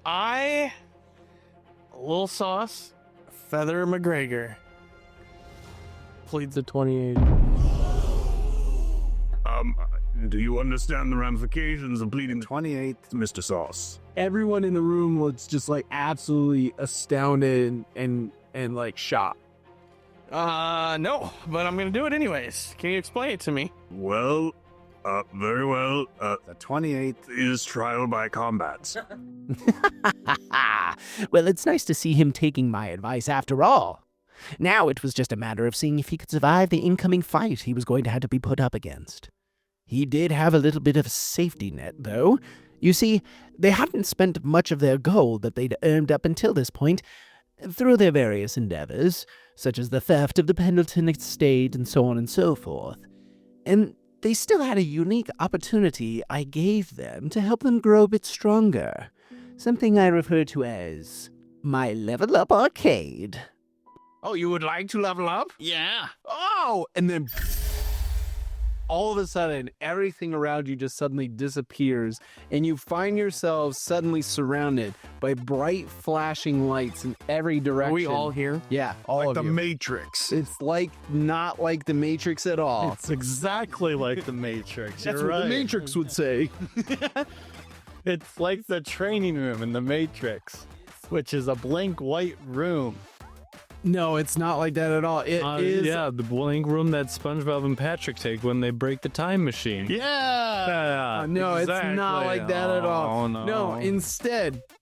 Wait, can we keep naming things that's not? No, that's exhausting. Your characters obviously wouldn't be able to understand this description, but all of you understand this description. It is like standing in the dead center of a massive arcade. Welcome to Jar Jim's Level Up Arcade. Here, you can buy tokens which can be used to play one of the various popular arcade games and lead you to a specific direction in leveling up. You can get either large or small tokens. They correlate to the various prizes you can receive as far as leveling up goes. So if you want something really cool, like class abilities, this is a little bit meta, but it is what it is, then you might want to get a large token. But if you are more interested in skill proficiencies, language, capable speaking of languages, etc., you can just get a small token. But you can still play any of the same games with either of these tokens. It's just what prize you're hoping to gain. It's like big prizes or regular prizes. Gambling takes many forms, trust me, I should know. And although the Divine Casino is one of my most popular attractions among the other gods, I wanted to create something a little more accessible for the mortals. So with a bit of boost in power, Sauce was ready to take on his punishment. But not before a familiar voice called out from him from amidst the crowd as he was led to the Colosseum. And amidst the crowd, Little Sauce, you do recognize one particular figure who seems to be waving and trying to get your attention. And it is the chief from Blank Space. And he's kind of pushing his way through the crowd to get up close to the front. You've got reporters in your face that are sticking these sort of like magical wand-like sticks up to you that have recording capabilities. These are all things that you're aware of. They're trying to ask you questions. Sir, did you successfully get away with murdering an individual today? No. No, you didn't get away with it? Yes. Yes, you did it? No. Sir, how many of the 5 murder charges were you successfully able to commit and therefore get away with today? No. Questions like this are obviously flooding in. You're confused until eventually the chief manages to push his way to the front and he says, A feather! I've got to talk to you, Feather. It's important. I know you're in a bit of a situation right now, but I need to speak with you at your earliest convenience. Well, here it is right now. It's the earliest. No, I can't tell you in front of all of these people. I need you to come to my office as quickly as possible. I'm probably going to die, so... You'll be fine. I'm sure you'll be fine. I really want out of this life. He takes pause at this one. What? I just want out of this life. I've got a new life. What life? What are you talking about, Feather? I've just got a new path on life, and after this is over, if I survive, I just want out. I just want out. Look, Feather, I don't know how else to say this, but this is way bigger than anything. In fact, it might affect this entire world. I need to speak with you. Look, everything is connected. That's all I can say, is that everything is connected. So just promise me, when you make it out of this fight, just stop by my office, just for a quick chat. Do something to help me in this fight, and I'll come stop by. All right, I can do that. Okay, deal. All right. A strange plea indeed from Sauce's former boss. But I promise you, it's going to be important later on. For now, let's follow Sauce into the Colosseum and see what happens. As the gate across from you is pulled up, you hear a loud, as if something kind of exhaled outwards. The gate starts to rise, the ground starts to shake as two massive legs step out from amidst the gate, and a head pops out covered in scales as the announcer shouts out, "The Allosaurus!" And all the people start to cheer and scream. The Allosaurus starts to lift its head and it lets out a huge roar. And again, the crowd starts to go nuts. They're so excited for this fight. But before it can happen, I need you to roll initiative. Nat 20. Oh, Nat 20. Now, while Sauce is desperately fighting for his life, avoiding the jaws of the Allosaurus, his comrades are placing bets and enjoying food and drink from the stands. Amidst all of their fun, though, Keto takes the opportunity to seek out an item he's had on his wish list for quite some time. Keto turns to his comrades and says, I've seen enough, and he leaves and goes to the main concourse. You're just leaving the guy can't watch this thing. I can't watch this. All right, you start. Nobody's gonna stop you from leaving. But while there, he is then going to turn his attention to the crowd of those shuffling around to the gift shops and those. He's going to see if he can find someone with a big dark cloak. Oh, interesting. Okay, I'm thinking Jedi cloak. Just a very concealing cloak. Does he see anyone? You see a person wearing a big dark cloak. There you go. Yeah. Okay. Does he look approachable? They are standing. It is a group of people. Well, you don't know. It's a big. Whoever it is wearing a big dark cloak, and they are leaned up against just kind of a wall, kind of nearby the concession stand. Just based on just chilling. I'm gonna hate myself for using this word. Yeah. Just based on the vibes waiting out there. Fact check, vibe check. Yes, I know. What do we roll for vibe? They seem like they are somewhat threatening. This sounds like an insight check. I think that's why a vibe check is an insight check. True. Insight check. I feel like Fatty just really wanted to roll a dice. Like, I don't care what I do, just as long as it makes me roll a dice. Oh man, I have great insight apparently. 24. 24? The person seems really chill. Actually, no. The person seems a little bit skittish. You see maybe like a hand or something that's peeking out from the cloak, and it's kind of like jittering a little bit, like almost like a nervous habit. That kind of gives off the idea that the person kind of has, maybe their nerves are a little bit on edge, and they're not watching the fight, which means their nerves are not on edge because of whatever's happening there. So based on that, and it's just one person, there's not like an entourage? No, this person seems real solo. Like the other people that are around are explicitly there for concessions. Okay. Keto is going to go up to this guy and introduce himself. Okay, give me some of that. Sir, I couldn't help but notice that you have a dark cloak, and I'm looking to remain relatively nondescript. I would like to blend in with the crowd, and that looks to be a very good tool to doing so. Would you be willing to part with that? The person kind of like turns their head towards you, and you see not a man, but a young woman with red hair. And she says, What? What do you want? You want my cloak?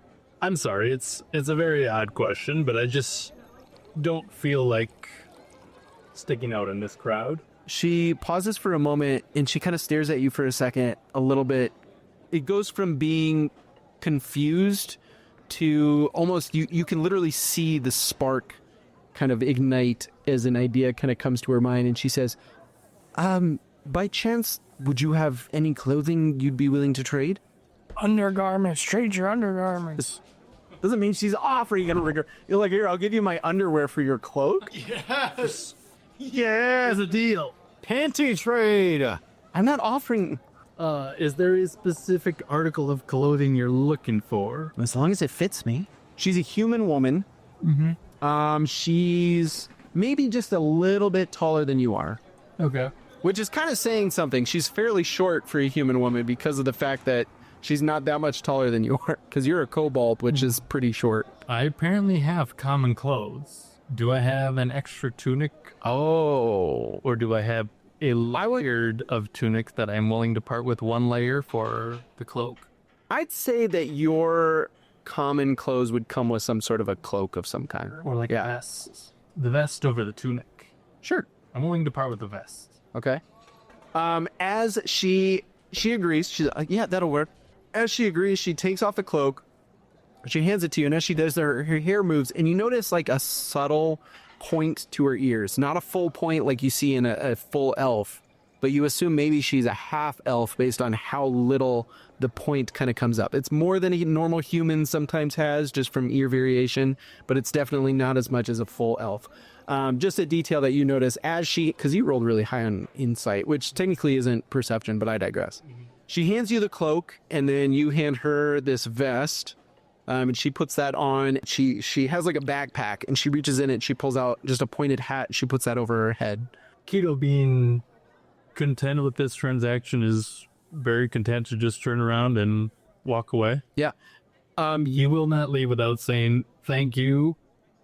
And then that's more. Do you turn and then turn back to say thank you? Yes. She's gone. Okay. She disappeared amidst the crowd, or at least you assume. But you have a dark cloak now. Yes, and he then dons said dark cloak and tightens it up and dons the hood, and he then walks back to his spot. Okay, sounds good. I know this is an odd detail to highlight, but once again, I assure you, there's a good reason I'm mentioning it.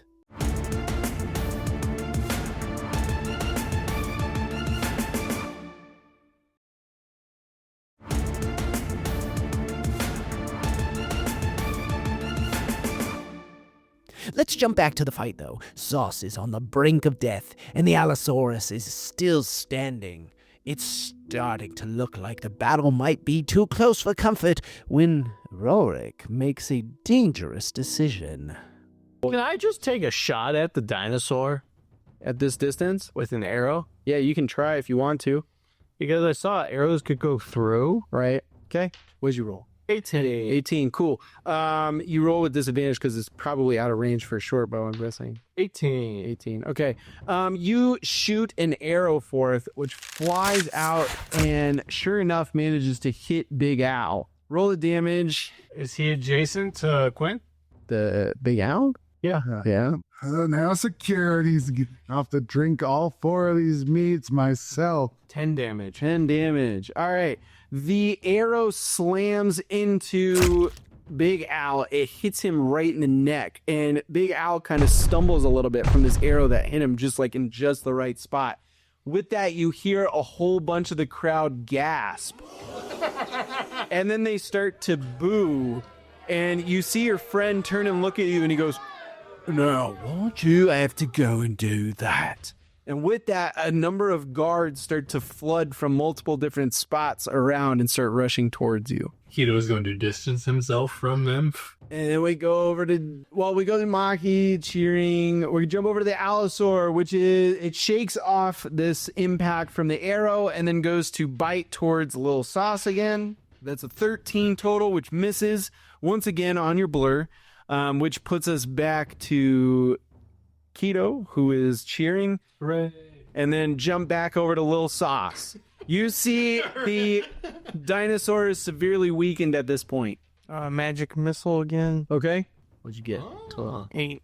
You pull back. You hurl forth 3 more bolts of force energy. First one slams into the dinosaur. It steps once back. The second one slams into it again. It takes another step back. And the third one comes as it's still finishing that second step, slams into it, knocking it off balance and pushing it backwards like in the air as its whole body comes and slams down on the ground behind you and lets out one last before it dies. Hey. But no one in the crowd is doing anything as a group of guards comes and grabs Rorick and hauls him on. Wonderful. Now Rorick is about to go to jail. We're back where we started all once again. Or are we? As the Goblin gets dragged off to the Coliseum lockup, something truly unexpected happens. I'm getting arrested? Yeah, as you're getting taken away by the guards, all of a sudden the rest of you watching, a huge explosion erupts from the side of the Coliseum, shaking the entire area. Everybody in the stands is panicking, freaking out. The people that were over in that section, who knows? They could be dead. You don't know. A bunch of rubble and who knows what kind of came flying out. From amidst that, you also see what looks like a handful of different creatures that were being stored in the back areas of the Coliseum go flying out, running out, whatever the case. The magical, you actually see like a glimmer sort of fade away as the magical barrier that was keeping anybody from casting any kind of magic into the fight dissipates, and some of these creatures actually run out of the Coliseum area, up the side, and out into the city. Now, remember how I said that strange elf lady that Keto swapped outfits with earlier during the fight was an important detail that we'd see later on? Well, once the panic of the explosion died down and the group went to the cells of the Coliseum where Rorick was being held, the owner of the facility revealed she very well might be the one who planted the bombs in the first place. Outside the cell, there's a man with a big mustache and a bit of a top hat, and he's also standing there, and his face is beet red to the point where you almost wonder if he is a tiefling. He's so red. Absolutely furious. Sir, we brought you the guy that, remember how I was saying that I saw somebody in a dark cloak screwing around in the behind-the-scenes areas that I was pretty sure might have planted the explosives, sir? That's right, is that him? Yep, this is the cloak I saw. You must not know who I am. I'm Hal Hippodome, owner of the Isla Numus Hippodrome, and you, sir, are a suspicious character who may not have only cost me money in the bets, but we have reason to believe you just blew a dang hole in the dang hippodrome.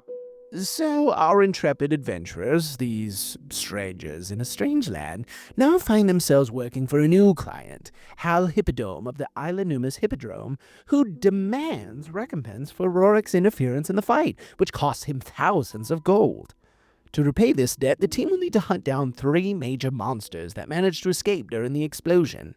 The Shadow Hag, a terrifying witch-like creature capable of taming the magics hidden within the darkness. You know, thinking back, I may have been responsible for trapping her in Isla Numus in the first place. The Mitosaurus, which was a strange magical experiment gone horribly wrong. And finally, King Fortunis, the product of a drug known as burst, and more commonly referred to in these days and times as spinach by the local miscreants and questionable characters residing within the underbelly of my creation. This king, as he refers to himself, nearly took the title to the max about a decade back when he went on an unstoppable rampage through the Atlantic Heights district. If it were me, I'd have put him down on the spot. But old Hal Hippodrome's deep pockets ensured Fortunis was captured alive instead and stored in an incredibly sturdy cell so he could bring him out during fights. And that's where this Arakakra has been ever since. until the recent explosions blasted the door right off his prison and set him free to return to his gang of muscle-bound beasts hidden away in their headquarters known as the Gridiron. Now, the chief of the blank space, Sauce's ex-boss, remember we heard from him earlier, he upkept his end of the deal, and he made sure that Sauce didn't die during the fight against the Allosaurus. So, Sauce decided to do the right thing and return to the precinct office to see what the chief was so on about. This is a point where the party gets split up a little bit, so you'll be hearing two different sides of the story moving forward. With that being said, nothing could probably have prepared any of us for what Lil Sauce found when he arrived at what would soon be the X base of Blank Space. Lil Sauce, you head over to where you know Blank Space headquarters is located at. And as you approach the door that you normally would go through, which looks like just a typical store entrance, right? It's just a normal place. It's meant to look, just like your average spot. It's like in spy movies where they have to go through the dry cleaners, but it's secretly, the entrance to their base. They have to like walk into a weird specific rack of clothes. It's kind of like that, right? The thing that throws you off, though, is the fact that normally, and we established this last time that you went there, but there was that guy that wore like a poncho and a sombrero, basically, and he sits outside of the store, and he's a member of Blank Space, right? He's like a guard, basically. He's there to make sure that people who go in are people that are supposed to go in, and people that don't belong there, are not part of Blank Space, still go in there. Or at least they don't see the headquarters, right? You see he's not there. And in fact, the chair that he normally sits on, he kind of leaned up against the building and stuff like that, looks like he's just napping all the time, is falling over on the ground sideways. That's against protocol. That is against protocol. That's actually really bad, so I'm going to proceed with caution. Okay. You walk inside and you carefully peek your head in, and what you see before you is a mess.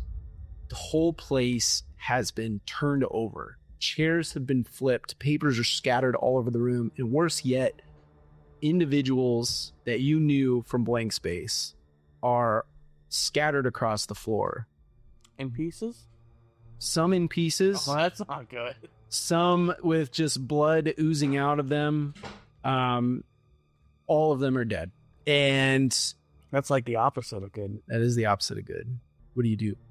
I'm gonna proceed. I'm gonna check to make sure, see if there's anybody alive still. They're all dead. Yeah. In fact, you check some of the bodies and you can tell that they've been dead for about the last maybe 10 minutes or so. Yeah, I'm just gonna proceed cautiously. Can I roll a perception? Yeah, absolutely. 19. 19? Holy cow. So yeah, you see everything in front of you. You see papers scattered everywhere. But what you notice most of all is that these papers aren't just scattered. They're torn up. They're burned. A lot of stuff is burned. In fact, you notice a lot of burn spots throughout. You also notice chunks of space that have a burn like remainder on them, but it almost looks like things had been exploded outwards from that spot. And you see a number of those situations kind of scattered all over. You see bits of like the chair that was over here, you see bits of it have been thrown like all the way across the room or blown all the way across the room or whatever the case, to suggest that somebody brought some kind of like high explosives in here or something like that. You see various bolts, like from a crossbow or something along those lines, shot into the wall. And then, of course, a number of the people that are dead on the ground also have bolts inside of them as well. And then the last thing that you notice is the chief's office all the way at the far end of the room. The walls have been ripped off or blown off. It's got burn spots all across wherever the wall, whatever's left of the wall still remains attached. And you can see behind the thrown over desk, you can see the chief. And as you're looking, you see that he's still moving ever so slightly. But he's like laid up against a wall. There's a lot of red coming off of his shirt. But you can see just the slightest amount of movement as if he's still maybe breathing a little bit. Now I'm going to go up to him. Chief, what happened, boss? And he looks over at you and he's got blood pouring out of his mouth and he coughs. Feather, oh, thank gods you're alive. Feather, you gotta do something. about this. You don't understand. It's so much bigger. It's bigger than Plague Space. It might even be bigger than Isla Numus. It's bad, Feather. It's bad. What's bad? What's bad? Tell me. You gotta tell me before you die. It's all connected. Feather, you gotta put all the pieces together. I don't have enough time to give you the full rundown, but give me some names. Give me some numbers. It's all connected. The grave robbers, Euphoria, and the Legionnaires, and so many more. They're all connected. Look, Feather, you gotta watch out for the Legionnaires. They're the most powerful of all, or at least as far as I got. I only got so far, Feather. I tried to put it all together. They found out. But start with the grave robbers. And he coughs. So grave robbers, Legionnaires, Euphoria. Yeah. What does this mean? Where are they? Who are they? You find out for that. You'll find out. And I know you do good. Because you're just like McGregor. You know what's right. And you'll keep this city safe. And with that, he lets out one more breath, and he closes his eyes, and he dies. Oof, poor Sauce. Now everyone he was close to is dead, leaving him trapped in his world with a bunch of crazy criminals.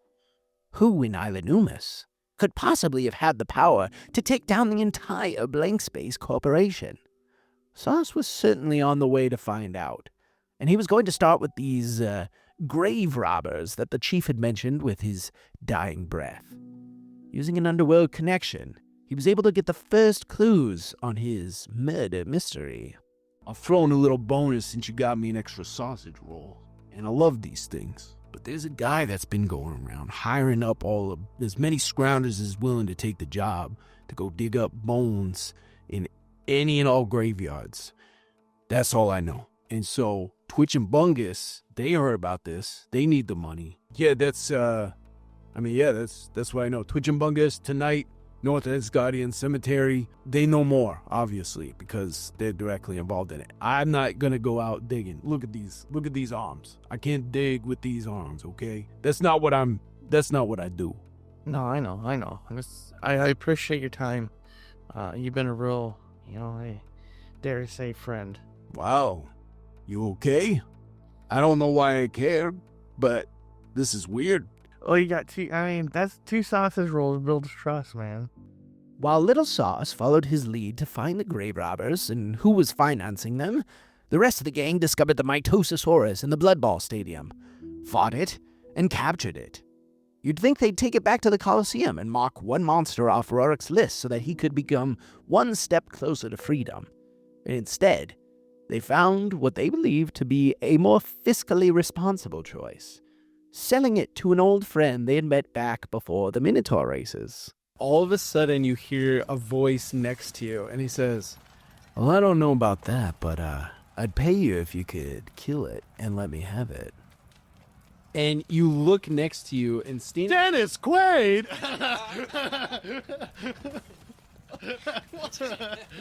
No, standing next to you is a familiar face to you specifically. It is a tiefling in a long black trench coat, and you recognize him from the cafe that you went and got coffee at before you guys did the Minotaur race. That wasn't. And he asked you about who was I with when I did that. I want to say it was us two. Yeah, it's me and Des. Yes. We own him. So you two recognize him. Oh yeah, because I talked to him the whole time and Des just stared at him. Yeah, Des is a good witness. But he was asking you about, I don't know, you had a book about horses. So yes, I remember this guy now, yes. I wish people would stop being ableist towards Des. Just because he's a mute. I can't believe you're talking to me again and not my friend. Des gives him the finger, like the two fingers, and then points at his eyes like, stare me in my eyes.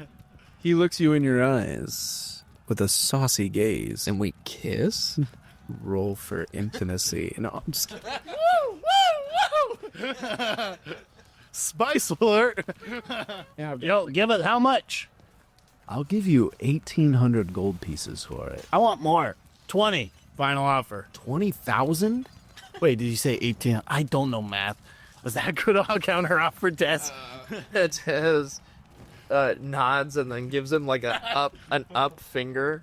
Go. So hard, got it. 20K. Well, I guess I'll have to find somebody else. Wait, it's 1,800 like 1 8 and 3 zeros or 2 zeros? Des gives you like a 1 second finger. Oh, and he just writes it. Writes down on his slate, and his slate says, "Ask for 1 million." Final offer. 1 million. Wait, you can't read. I can read now. We found out I can read in this new body. Oh yeah. I actually know. He upped his intelligence. But at the same time, I upped my intelligence and also learned like 6 new languages. Oh yeah. I became extremely smart for some reason. He just looks at you and he says, Okay, I misunderstood. 2,000 gold. roll a persuasion? Sure, yeah. 17. Oh, he says. All right, I could do 2,000. But you keep the body. Yeah. Can we keep one of the heads as proof? Do you know anything about Mitosaurus? Besides sword toes, nope. Yeah, you could. You could keep one of the heads. Cool. Hey, do you know how we kill one of these suckers? Oh, I'd rather sit and watch. And he just walks up to one of the seats in the stands and just sits down. He's like, "Have at it." As Rorick, as you are working to tie this thing up, yes, you are.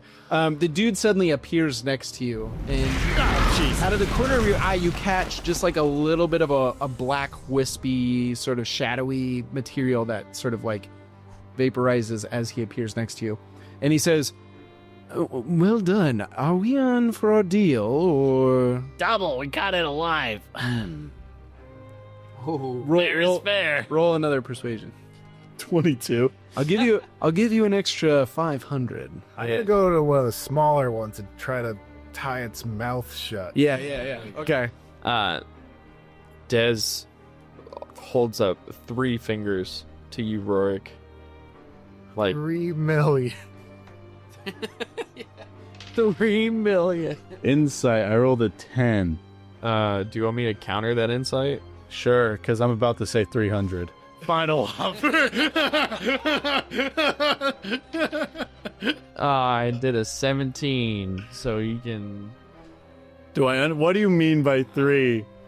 just triple. Is the idea is to go for triple. That is not what Rory thought. Would he think that you thought 3,000? Yes. Okay. 3,000. All right, deal. You drive a hard bargain, Goblin, but I pay a fair price. Wait, 3,000 altogether or 2,000 plus 3,000? I don't know what we just agreed to. Just 3,000. Oh, okay. Yep. And deal.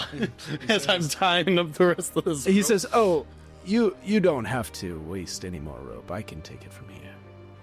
How? Well, if you would let your friends know to take a step back. Everyone take a step back. This cool guy's about to do some cool guy stuff. I'll take a step back. Why not? Can I get the gold first? He hands you a sack of gold. Oh, jeez, that's heavy. And then Right into the magic bag of holding, it goes whoop. he looks over to where the center snake is sitting, and he starts to swirl his hands around. And as he does, there's sort of a swirling of black, sort of shadowy energy. Leave one of the heads. Oh, it's like the energy bunny from Avatar. Korra. Oh yeah, I was like, what? And, oh yeah. And it starts to form underneath the center snake. And it starts to grow, and it grows and grows. And as it does, you see the center snake from the middle, or sorry, not the center snake, the Mitosaurus. From its center, it starts to kind of fall underneath as if it's falling through the ground. And then it starts to pull the heads with it until it all disappears into this swirling portal. And he says, "You still want the heads, right?" Just one, for proof. All right. And he sort of pushes, he looks like he's really straining, but he pushes this spiraling, shadowy vortex a little ways so that it grabs one of them, and it slides into it as well. And then he sort of just pulls his hands together, and as he does, this giant portal shrinks until he completely caps it off, essentially. Once that was taken care of, they decided to forego the Shadow Hag in preference for heading to King Fortunus's old workout spot, the Gridiron, in hopes of taking him out next. Things were going pretty well for our team of criminals. Meanwhile, Lil Sauce was still on the hunt for these grave robbers. He followed up with his earlier lead and staked out the Atlantic Heights graveyard for where they were supposed to be. Sure enough, 2 scroungers drifted in from the late night air and got to work trying to break into an ornate mausoleum. Disguising his voice, he was able to get a little bit of information out of them. And who are you taking the bones to this time? What do you mean this time? It's always the same. It's it's Radicus. Radicus? Yeah, Radicus. What's he paying you to do this? Oh man, he's giving us. I had a crew, guys. I took a cut. If I'm out here, it's urgent. You know this. It was my condition. But I had a couple guys hired to do the job a couple weeks ago. They paid me 10 gold to do the job. They give you 10 gold. They find the magic ones, the magic bones. That's what we're looking for, right? Well, I mean, look, Radicus said he'd pay for any bones, but he said he preferred magic bones. That's where the money's at, right? So, I looked into this guy, right? That's buried in the mausoleum here, this Benny guy. He's magic. He was a magic man. When he was alive, he was some kind of wizard or something. I don't know. How much is he paying you for these bones? I could pay you more. What? Well, we're kind of trying to maybe, take over some of the business here. Why do you want the bones? He won't even tell us why he wants the bones. Well, if you think about it, if I have a stockpile of magic bones, I could be the middleman and mark them up. Would you be interested in that? Roll. I'm just trying to get as much info as Yeah. asking all these dumb questions. No, I get you. Until I end up Roll a deception check. 11. 11. He says, "Wait, why would we? I don't think that he's debating the prices. I don't think you're going to be able to talk him up. Look, hey, Radicus is a dangerous dude. Okay, I watched him kill people because they brought him bones he didn't like. So I don't want to mess around with this one, Bert. Can he give you direction to come and grab these ones specifically? Well, no, he just told us to bring back bones. So what if he bring back ones he don't like? Well, I think between you and me, I think they was fake bones. I think they got some like clay or something, and then they just painted them white and made them look like bones. Or something like that. I don't know. Maybe they were just sticks. Maybe they were just white sticks." And to close things out for our little glimpse to the past, Lil Sauce managed to save these boneheads from a ghostly figure they accidentally dug up. As means of thanks, they paid him in information, giving him the final clue he needed to get to the boss of their operation. So, tell me more about this Radicus. Okay, he works over at the docks. I think he's, dock security over in Atlantic Heights. Okay. I guess he runs the night shift at the docks, and he's converted his office into kind of his own little private headquarters. And he's running this whole operation out of it, hiring scroungers to go get bones from across the city and all the various cemeteries, graveyards. Hell, if you want to kill somebody and get their bones out, I mean, that's a nasty job, but I've heard some guys are doing it. How much is he paying you for bones? Well, he gives you like 3 gold piece if it's just regular bones, but if you can get magic bones, that's where the money's at. He'll What's give you he doing with the bone? I don't know. He takes them into another room. I don't know. That's all I see. Puts them in a bag, takes them in the room. Bones are gone. Well, that about sums things up for our little story so far. The criminals are locked in an intense cage match with King Fortunus, possibly the strongest fighter Isla Numus has ever seen. Lil Sauce is on the hunt for whoever decimated his entire secret police organization, and little old Mage just sitting here in the sky watching it all unfold. It's kind of like a movie, or some sort of audio drama. Anyways, stay tuned for the next chapter in our saga later this week, and don't forget to follow or subscribe to our show wherever you stream your podcast. What in the world does all of this mean? Where's my agent? I'm going back to my trailer.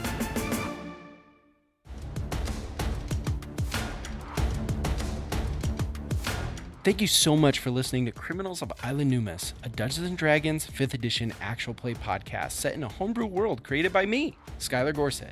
If you've been enjoying our show so far, be sure to like, follow, and subscribe wherever it is that you're streaming from, whether that be Spotify, Apple Podcasts, YouTube, or anywhere else that podcasts can be streamed.